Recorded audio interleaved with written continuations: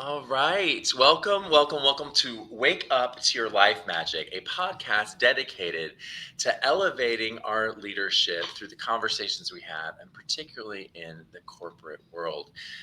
You can check out more about the podcast at www.wakeuptoyourlifemagic.com. And I'm so excited today because I have with me Mary Gardner. Hey, Mary, how are you? Hello, Helmut. How are you? It's good to see you.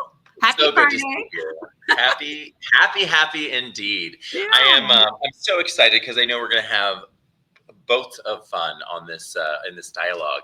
Why don't you tell the audience a little bit about who you are and what you do, and who how you help them? Oh, thanks. Well, so good to be here. It's been fun getting to know you. You are a breath of fresh air. So it's always fun to share, with somebody else who's really passionate about what they do. So thank you so much for including me on your podcast.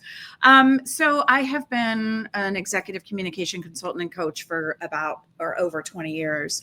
It is my passion. It's my purpose in life. I love working with high achievers and people just to find who they are in the world. It started, I went to Auburn and then went to Capitol Hill. So I was immediately around a lot, very high level of people, worked for Senator Paul Laxalt. He was Reagan's best friend long time ago. And so I just really got to see what an elevated elite like type of person is like.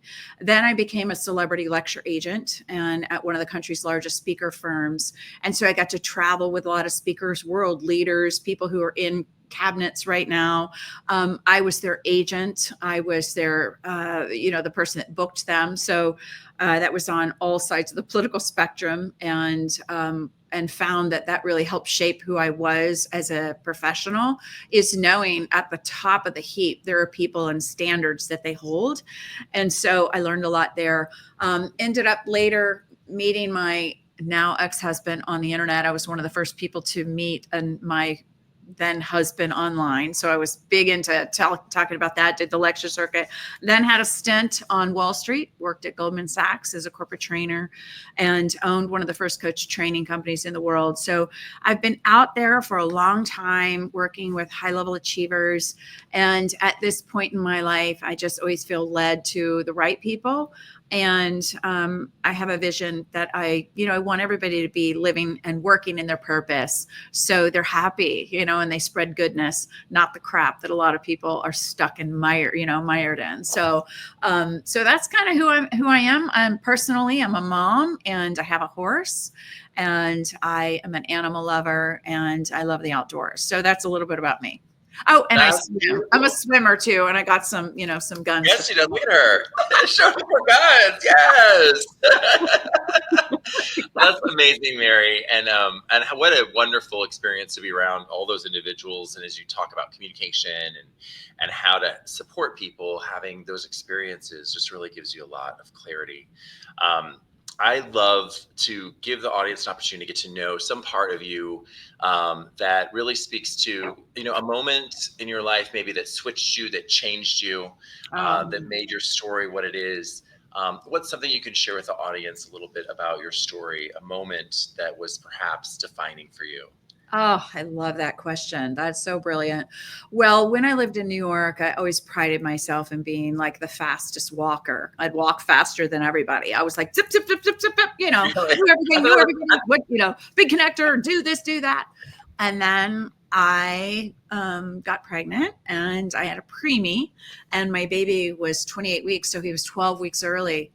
And it slowed me down because I was in the hospital, couldn't get out at all, laying upside down in a hospital bed for months.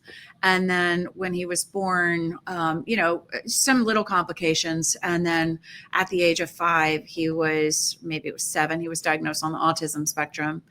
And it just put a stop to me going full tilt. I was so ambitious. I was wanting to climb every single mountain I came across. And I finally, when he was diagnosed, they said, there's no known cause, there's no known cure. And I'm like, that's BS. I'm going to find out what it is. And so I stopped everything and I just used my mother intuition. And I just started with massaging his back and, spending more time with him and starting cooking. And I just slowed down. I stopped everything. I'm like, there's nothing worth more than my son. I had a brother who was disabled. I'm like, there's no way I'm going to allow this to happen. I'm going to solve this issue. So through diet, exercise, I started a support group where I had all these speakers that came in. I read everything, and we ultimately went gluten, dairy free, no nitrates in the meat, no food dye, no high fructose corn syrup. I mean, we did everything. I worked with a behavioral analysis, a friend of mine from Miami, and I wrote a book. It's on Amazon. It's called Blessed Chaos. And it changed me totally because I realized compassion for people. We don't know what people are going through. And I was a mess for a long time. I couldn't function. It was like I didn't know how to cook gluten free back then. I mean, I had to learn a lot of things. So starting over was really humbling. And my book is called Blessed Chaos because it was chaotic and crazy, but it made me so much better of a person, more grounded, more understanding, more compassionate for other people.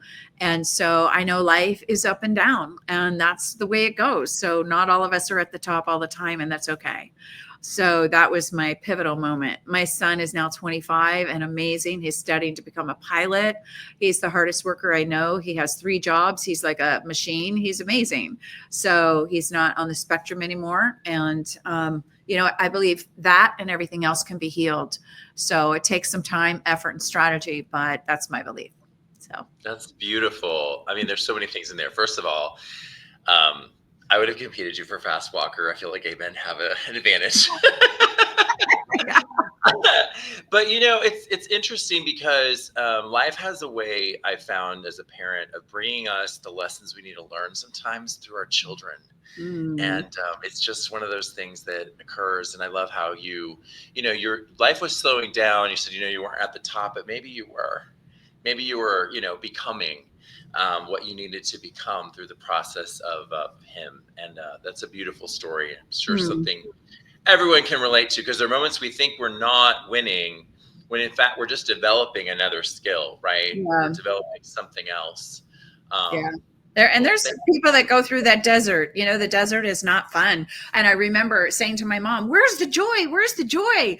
And so I wish I could go back and pivot and give myself more gratitude at that time. But being in the desert for a long time, it's hard. And a lot of people get stuck there forever.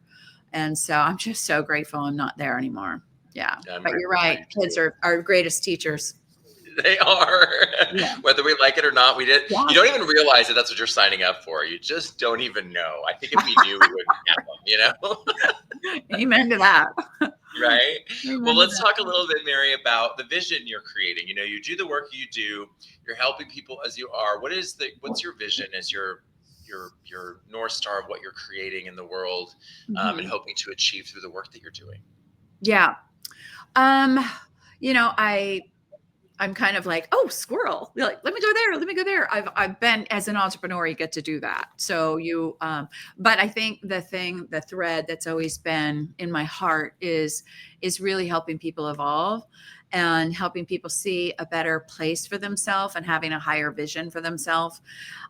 So I love doing that. I've been very, very fortunate in my career to be able to work with a lot of well-known professionals, both on the business side, the athletic side, and celebrity speakers and whatnot. And, I really want to take that message to the world. And so I've been doing it in a certain area for a long time, but I think that now that my son is older and I've been doing this for so long, it's intuitive that we're probably going to be building a more global brand. And so that's my hope as we go forward, that I love to write, and I've been a speaker for a long time off and on. So I think that it's going to be a more global mission. I really believe people are missing out on not being spiritual. And I think there's a spiritual awakening that's happening right now. So I lean into that, really want to lean into that. And I want to call people forth to have higher standards. I've seen a lot of people relax their standards in recent years, and they're so casual, and they don't um, they don't value necessarily the privacy or the sacredness of friendship sometimes. They're so open, so authentic that there's no mystery there. And so I really want to bring back, it's a sort of professionalism to a younger generation, but also an elite status where they actually hold themselves to a higher standard. So I'm a little bit in that area. I've cracked the whip with people like, stop, what are you doing? What are you doing? Who are you? And and then the other thing, I see people wind round and round and round with ADD and not managing their brains. And I'm like, you have the ability to manage yourself. You need to do it. So all this mental illness that people are suffering through, the anxiety and the depression, which is really plaguing America right now, there are ways to solve it. And so you have to get a strategy. So I help my clients do that. And so it's such a relief to have strategies that really do help people like that. So those are a couple of things that I'm working on now and in the future. Sorry. Yeah. No, I love it. I love it. Listen, you couldn't have played that better because, this podcast is called Wake Up to Your Life Magic because I wrote a book on spiritual awakening. I wrote a book calling us to realize that so many of us are asleep, have been asleep. We all stopped in the pandemic and kind of said, hey, right? But the reality is we are asleep to the fact that we're all creating this world together. There's nothing that's going on in the world around us that we are not allowing, that we are not enabling. And I think a lot of us are overwhelmed by the things that have to be fixed, right? It seems almost hopeless, right? Yeah. Our drive for profit over people, the lack of morality. Like I think about how we will enslave anyone to their greatest lust and be like, hey, good job making $1 million on that business, right? Even though that business doesn't help people. So there's a lot in the book. Oh, I love it. I definitely want to read it. Sounds great. But one of the concepts and one of the threads that I think is so important is the commonality of every faith ultimately is a belief in love of self, unto the love of others, unto the love of our source. And I want to ask you, working with corporate people, working with business people, how do you see spirituality playing in the work that you've done? And how do you see that as an instrument in work going forward? Oh, I love that question. I was with a president of a law firm the other day, and she's from a very large Midwest firm. And she asked me, are you open about your faith? I'm like, absolutely, 100%. I don't hide it at all because I have my own business. And how I position it to individuals is, do you have a faith? What's your faith? Do you have a faith? I'm Catholic. I'll say I'm Catholic. I'm a Christian. But do you have a faith? And oftentimes they'll say, oh, I'm of this, this or this or this or no. And oftentimes they do have one and they're not allowed to say it. And they tell me, so I'm like, oh, okay. So I have a basis of where to talk to them about. But I have a lot of prayers that I give people that can help them get over things. I asked a guy recently, there's one that I do about getting rid of. This is really outlandish, people, but generational curses, because there's stuff in the Bible about generational curses. And so there's a pastor, Robert Henderson, who talks about the courts of heaven.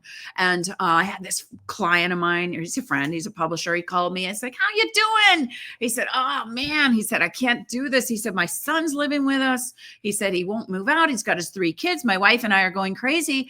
And I said, hey, Jim, are you a believer? He said, no, not really. I said, perfect. You will be after you do this prayer. You'll do it, right? He said, absolutely. I'll do anything. So he does the prayer. He calls me back in 3 weeks. And he said, Mary, I feel sacrilegious. Why? He said, because my son got his dream job and he moved out. And then I talked to him a year later and he told me, he said, Mary, I've had so many miracles since I did that prayer. He was laying on a gurney in the ER dead. He had a heart attack. And literally within seconds, he popped up. And he was fine. He said, so sometimes there's things that are mysteries that people don't understand. And so I really like to dig in and challenge people and like, look, dude, you got to get this taken care of. Either it's this. Let's handle it. Here's a strategy. Let's go. I've gone to counselors for years. I believe in counselors to be able to do it. But at some point in time, we need to make a decision and do some different things. So I'm able to help people in that regard. And I've never had anyone, criticize me from the stage. When I'm on stage, I'll say, hey, according to the book, Think and Grow Rich, or Napoleon Hill, some of these guys, the 25 magnetic characteristics of a person, one of them is a belief in God. So I'm going to assume all you guys are charismatic. I'm going to assume you have a belief in God. We're going to talk about this. You need to be praying, your magic moment in the morning. So I just work it in. I don't care what their religion is. I believe we're all spiritual beings, and I just assume they all are. That's beautiful. When you talk about the generational curses, we are in the generation that is breaking the most of them, right? I believe that to be true. And I talk a lot about breaking boxes. I think this is true in 9-figure leadership. I think this is true in 7 or 8. The more of the boxes that you break, the curses, the lies that are really enslaving you to a lesser version of yourself, the clearer your leadership is, right? The Yes. stronger it is. And it's interesting that there's so many, whether it's Holy Spirit or whether you're talking about Shiva and the Hindu culture, the concept of destruction and liberation, transformation is so ancient. And yet it's so important and modern, right? As we break these curses. Yes. It's interesting because I think one of the things I talk about is the belief in love. You talked about the anxiety and the crazy ADHD and those things. I do think that our society is struggling to believe that there's a happy ending, right? Yeah. And if you think about it, if you believe that we're from a loving source, and if you believe we've been getting better over history, and we have, by the way, because you and I are talking, you're a woman, I'm a gay man, we would never be having this conversation. Maybe even 100 years ago, would we be on? I don't know, maybe, right? But we've been getting better, right? Yeah. That believing that we're going to continue to, it's so crucial. And when you adopt that belief, when you believe it, all of a sudden you start seeing solutions that could get us there. Amen. Oh, right? yeah, absolutely. And sometimes we're just running so fast and we don't spend any time listening. And I always love, or for myself, I'll say, be still and know that I am God. And there have been times where I've just run myself ragged, working 11 hours, 12 hours a day. And for a woman, we don't like to do that. I like to be joyful and fun and, and then you're just like, we don't.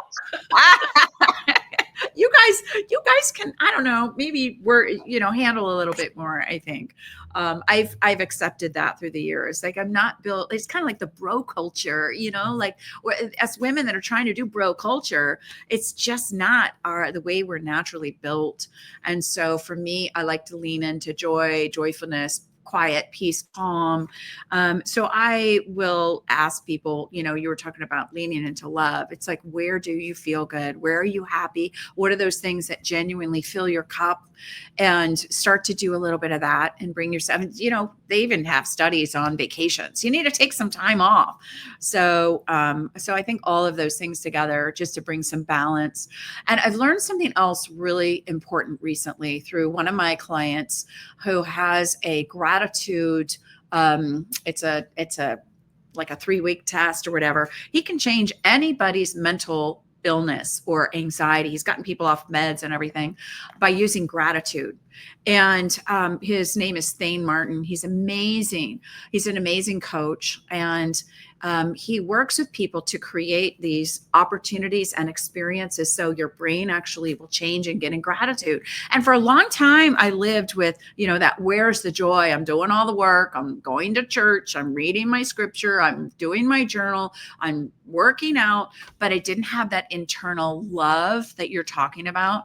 And I started realizing, and through Thane's program especially, I realized that we can create that any moment by expressing our love and gratitude for a stranger or for someone, and actually not just, oh, thank you. Thanks. Hey, thanks. That was great. Rather than that, actually spend a few minutes with them explaining why it's so important that you impacted me that way. And so I've taken a lot more time in my life to express and to be, just honored to be around someone, or if it's somebody at a Starbucks or whatever. Thank you so much for making that beautiful drink. I can tell that you did a lot extra. Most people don't spend that kind of extra time, and you did. And I just want to tell you, I really notice you today. And they're like, oh my gosh, thank you. And you're like, you're welcome. And you have this amazing experience where you get this just drop of love. So there are ways in today's world, I think, that we've evolved a little bit to be able to have experiences to create joy into our life anytime we want it. It's true. It's true, and it's challenging to do in environments. I think of, corporate environments often become, for the leadership work I do, they almost feel soulless. They can, right? We're focused on the outcome. We're focused on productivity, and Absolutely. you have to Mhm. take those moments to make it human. And in fact, the best leaders make it human, and they make it Yes. connected. And Yes. I hope for a world where we're not just coexisting, but we're really co-creating, right? Where we can respect that Yes. your path to God's a different path, and someone else doesn't have one. They just love science, and you know what? They're going to agree that love is the best option. So we're all, Right. we're all going to ultimately agree. Surprise story. We all Yeah. want the same things. Yeah. So One absolutely. of the things you just said, that corporation is soulless, and I was just on with a wonderful dear client, and this person leads a large sales organization. He's like, metrics, get down to business. They're going to do this, and I'm like, okay. So there are other ways to get people to get on and to be excited. And so I think that that's a noteworthy conversation to have. It's not always about the data and the driving and this. It's also about getting people in the place, like what you and I are talking about, of what's going to propel them forward towards their purpose and what's going to get them excited about the future. And so what I like to do is finding out who they are right now and where they want to go, and then create a vision for them that's really powerful and personal. So they're driven that way. They'll get up and do the extra work. They're not being told, you got to do it, numbers, data.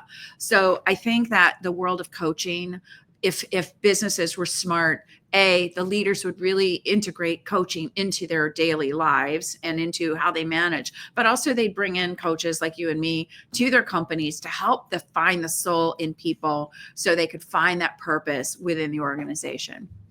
Yeah, you're right. And it's one other thought that just triggered for me is the balance of the masculine and the feminine energy is required of the best leaders, right? Mm. So yeah, you're still like drive, drive, drive, but then there's the grow and the nurture and encourage. And people don't go find problems and solve them for you if they don't love the mission, right? You have Yes. to really Yeah. inspire a desire and a Mhm. love for them to connect with the client or the Mhm. business or the Mhm. outcome. Fear alone is not going to work. No, I think Not, it's outdated. I do. I think I know some leaders that are still using that, and I just think it's so outdated. I think that people are really searching for something new and meaning, and that's why entrepreneurship is becoming so popular. But within corporations, I do feel like people are waking up. I use a model from 2013. It's a Harvard Business Review article that talked about what do inspiring leaders do, and there are tangible and intangible things that inspiring leaders do. They do more collaboration, they cast the vision, they communicate more. And so it's a really good model for anybody. They did a study of over 50,000 leaders. It was with IBM, I believe, and they took the top 100 or 1,000 and they identified the competencies that those inspiring leaders had. And so I like to adopt that into my leadership coaching to help them have an idea and a roadmap of how to get there, so they wake up their culture and have that soul that you're talking about. yeah, I'll make another comment on that. That you got to that point of entrepreneurship. What is really, really interesting about AI is that AI is going to enable, more tasks to be done that are automated, right? Get that part, right? But what it's going to emphasize increasingly in corporate and as more individuals fall out of corporate is the entrepreneur, right? The person inside the company who's the intrapreneur, right? Mm-hmm. Who's like, yeah, we've got all these things, but what do we do next? Mm-hmm. And that whole model of education is not what we're taught in Mm. schools. We're taught a Yeah. Prussian Western teacher down model, and we don't often trust ourselves. And Yeah. Steve Covey had a model. I've innovated a little on top of that. I call it a creator being model. That Mm. the concept that you are capable from Mm. you of Mm-hmm. creating everything that you already do, Mary, but that many of our audience listening may not do. If you're in corporate, it's scary to go out there and be like, I'm going to do sales on my own and support on my own and Mm-hmm. service, right? All of it. Mm-hmm. But it's possible. You can do it. Mm-hmm. And they did it in ancient days. We can do it today too. Yeah. We're handling a lot more though. I mean, we have to acknowledge that. And they've said for the first time in 200 years, our brains are being changed. So I think there's something about doing it correctly, getting mentors, getting help, collaborating with other people, but also protecting yourself and the sanity, but not being around the technology as much. I love AI, but we also want to maintain our ability to think, independently and collaborative with other people, because already AI is way smarter than all of us. And going back to the inspiring leadership, they do encourage people to innovate. You talked about the entrepreneur, super important. And organizations that do rely on the brain power of a person using AI, they're going to expand quickly. So Absolutely. it's an They are. exciting time to be alive. It is, and I feel like we're the generation that gets to like curate that it still stays human. We were the kids that didn't have all this stuff, and now we have it all. And how do we make sure that we bridge younger generations to a world that we'll be proud of, right? Yes, absolutely. Mary, share a little bit. I like for the audience to see something vulnerable about what's going on in your business that you'd love to improve, or you really need, the Mhm. number one thing you need support with. Something that can give us insight to the realities is it's not all roses. Yeah, yeah. Oh, I love that. How much time do we have? I'm like, so as an entrepreneur, there's always things you can do better for sure. I've recently hired a really wonderful coach that's helping me get strategic. And I spend a lot more time on my life than I probably should, because I have a lot of fun things that keep me busy. And as I shared with you, I just went through a really horrible time. My dog just passed away, and it was like losing my best friend. She's been my companion for a long time. So I do let my own life interfere with my business. Never as far as if I have a client and, I show up at the Sure. right time or whatever, but just, driving the business forward. So I think I'm like everybody. I love to scroll on my phone. And so it's wasting time. It's being focused. It's really being strategic about the types of people that I work with. I had a lot of workshops this year that I did that were open webinars. And whereas I think that I brought really great content to the table, maybe not all the right people. So being very strategic about who I can help and what I can help with. So I'm always tweaking. I'm always wanting to go with the right, to the right place. And I'm just going to keep doing it and hopefully be, as good as I can be. My son just came in and doesn't realize that I'm on a podcast right now live. So That's Jeremy, okay. You know what? say hello. I'm on a live podcast in front of thousands of people. It's funny because I had my daughter walked by too, and then I had this guy with a hammer over here. So like, what am I doing? I think the reality is the focus, right? The ability for us to Yeah. focus Hmm. is it's real, right? This is so tempting. You're just like Yeah. boom, boom, and I think that's one of the hardest things about leadership, period, right? You realize you are the commander of the ship, Yeah. as just as I am, right? Whether Yeah. you're corporate, whether you're independent, like we basically are creating our world through our discipline. I Yes. used to hate that word, right? And then I realized it's the key. Like, sorry, but Yes. it's true, right? It really is. And, when you can find a way to incorporate a lot of nurturing and self care for yourself. And I do find, because we do have to be mentally strong in this world, I think that means also being physically strong. And so I've really made an effort over the past year to get really back in shape. I'm doing that. I'm not perfect yet. Yes, I do have Yep, my must, she got the gun. because I was a swimmer, so I swim like a mile four days a week or whatever, and doing weights. But I think that we need to be strong in today's world. And also another thing, I think we need to have really strong friends that will speak to us in a kind way, of course, but hold us accountable. And so, there's some real basics that I think can make us survive and get better, to be able, it's not just about courage. It's not just about boldness, but, with my clients, what you're doing for me, and you're asking me really deep questions, not everybody goes there. And so I think that it's important that we have people that can speak into us and tell us when we need to have a tweak, like, hey, I see you're doing something. Is that the right thing for you to be doing? Do you need to do better? Are you gaining weight? Are you going around in circles? Are you handling your money responsibly? Are you drinking too much? There's so many things that all of us do, and we kind of fall off the edge. And that's why having really strong friends that can hold us accountable, really important. It's totally true. And I think when you realize that we are spiritual beings in these human bodies, and there is a connection, right? The doing and the being have a connection. You said like exercising, right? They are connected. But once you realize that, I love the deep questions. They're the only ones that matter, because guess what? Like when we close our eyes in death, I don't know what the next thing is, right? But I want to grow all the way through, and I Yeah. want to leave the world a better place for the next generation. And we're only going Yeah. to do that if we mature the person inside. So Amen. many great things about what you said. I would love, Mary, for you to share with the audience something that you wish you've learned along the way, but Mm-hmm. man, you wish someone had told you that earlier because it was really valuable for you. What would you share with people? Wow. I probably did hear it earlier. I was back in the day, one of the very first coaches was Thomas Leonard. And Thomas Leonard started Coach University, which was the first coach training institute in the world. And I owned the second or third one. We had the Coaches Certification Institute. We were in Pennsylvania, New York, and New Jersey. And there was CTI out in San Francisco. And he was really famous for talking about a strong foundation. And he had assessment tools and things that are still available. He's long since passed. He passed years ago. I think he was 46 years old. He was the grandfather of coaching, they called him.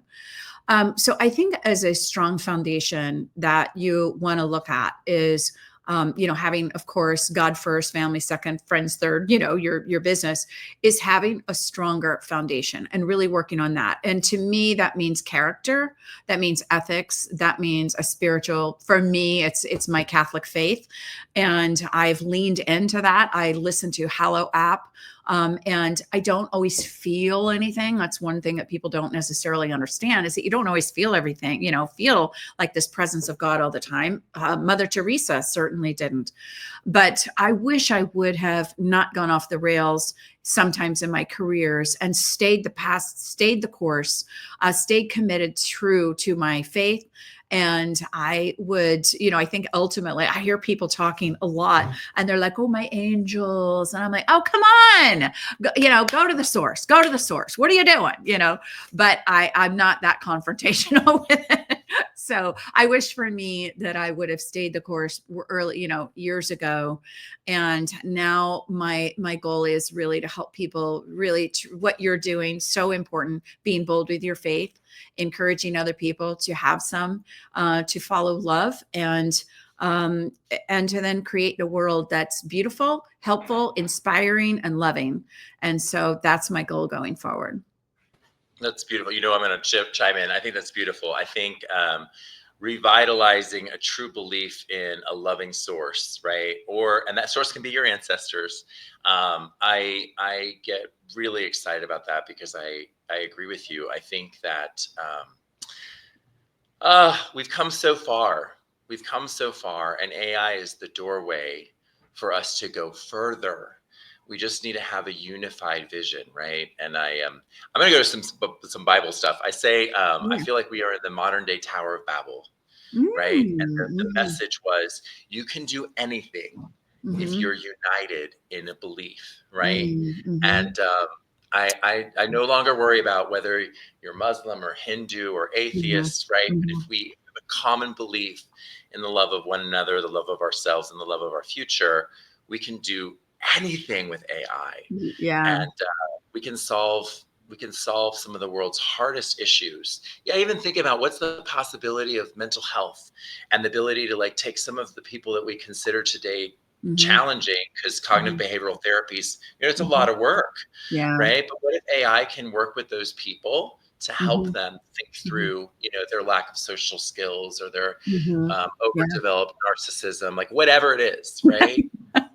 Seriously, I have a belief we can do it, Yeah. and science. Definitely. Yeah. So encouraging Absolutely. time, great time. Thank you for being with me, Mary. Thank Oh, you for being thank with you. Such a pleasure. I'm so happy for you. I definitely want to read your book. And thank you so much for giving me a little platform, a big platform today, and to spend time with me. And if anyone is interested in being in touch, it's marygardner.com. And of course, we're live on LinkedIn. Hey, everybody. Hope you're all well. And look forward to seeing everybody soon. Thank you so much again. Awesome. Thank you so much, Mary. Thank you, everyone. If you want to check this out, you can check it out on YouTube as well at Dr. Helmut Love. And we will see you on the next one. Cheers. Cheers.